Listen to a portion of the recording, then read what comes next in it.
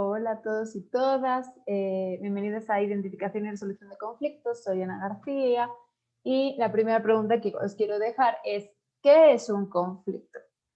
Al final, algo muy importante que tenéis que entender es que el conflicto es inherente al ser humano, no es algo que podáis evitar y como IBI os vais a afrontar a conflictos.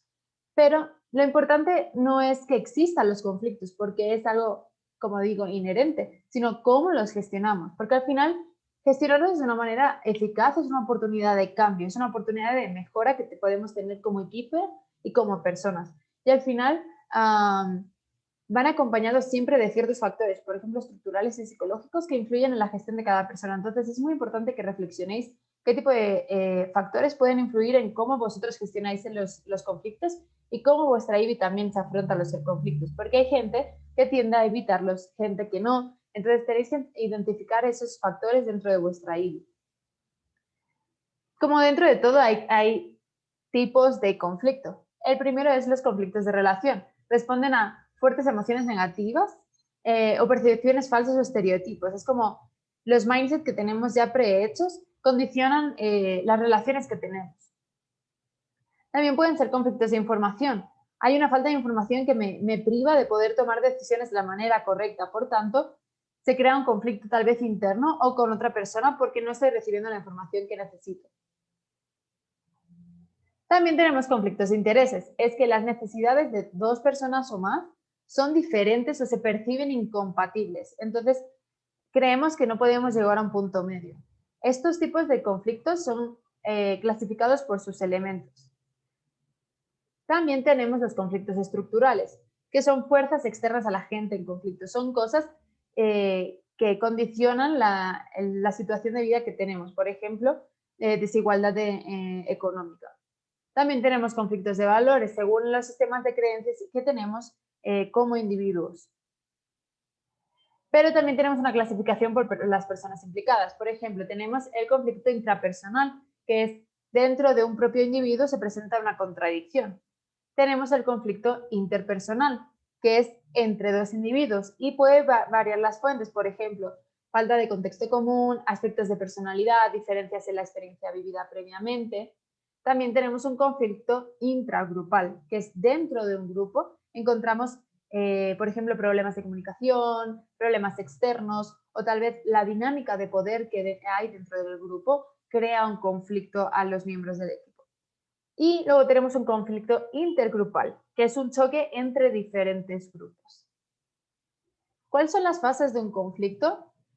Como todo sube y todo baja. Por tanto, todos los conflictos inician desde un periodo de escalada, pero en cierto punto, si el conflicto se gestiona o tal vez por falta de gestión, empieza a iniciar la desescalada.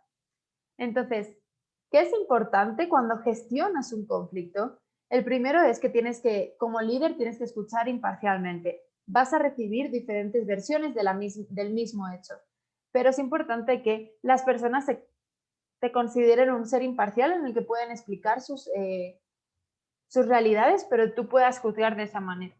Lo segundo es que investigues, que vayas más adelante, que no solo te quedes con la opinión que tal vez tus dos fifis pueden tener, sino que vayas más allá. Y por eso es muy importante que encuentres la raíz del problema. Tal vez a veces tenemos conflictos, incluso interpersonales con nosotros mismos, que no sabemos cuál es la raíz.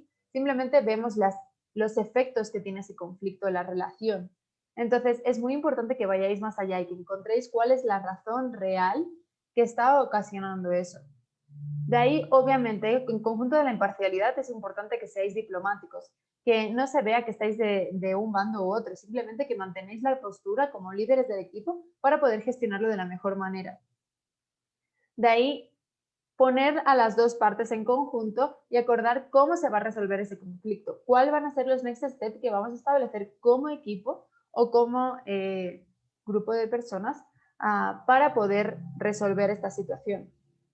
No siempre debes participar en la solución, a veces simplemente tienes que fomentar los espacios necesarios para que las personas puedan llegar a esa solución. A veces no depende tanto de ti, simplemente darles el espacio para que se comuniquen de una manera más efectiva de la que se estaban comunicando previamente y que puedan llegar a esa solución que están buscando. De ahí, algo también muy importante, como decía al principio, es importante que entendáis cómo son vuestros VIPs y cómo eres tú mismo. Entonces, tienes que identificar qué tipo de personalidades tienes. Hay personas que son más conflictivas que otras. Hay personas que evitan el conflicto directamente, otras que son más sinceras, otros que son más directos. Entonces, tienes que ver cómo tu equipo se complementa entre ellos o qué posibles rasgos de personalidad pueden chocar entre ellos. Si queréis más información sobre la resolución de conflictos en sí, podéis encontrarla aquí en este enlace. Y al final, algo esencial es la transformación de conflictos. Es qué haces con el conflicto que ha aparecido. Simplemente lo resuelves de una manera superficial y lo dejas en stand-by, o de verdad lo utilizas como una oportunidad para transformar la realidad que estabas viviendo. Al final, el conflicto es luz y sombra, peligro y oportunidad, estabilidad y cambio, fortaleza y debilidad, el impulso para avanzar y el obstáculo que se opone. Todos los conflictos contienen la semilla de la creación y la destrucción. ¿Qué significa esto? Que al final depende mucho de tu gestión del conflicto, de qué va a suponer el conflicto para tu equipo, por ejemplo. Puedes tomarlo como una oportunidad para que la dinámica que se estaba creando cambie, o puede ser simplemente un conflicto que tú intentas tapar. Entonces está en vuestra mano como el CP aprovechar esas oportunidades que el conflicto os puede dar para poder mejorar como equipo, poder mejorar como personas.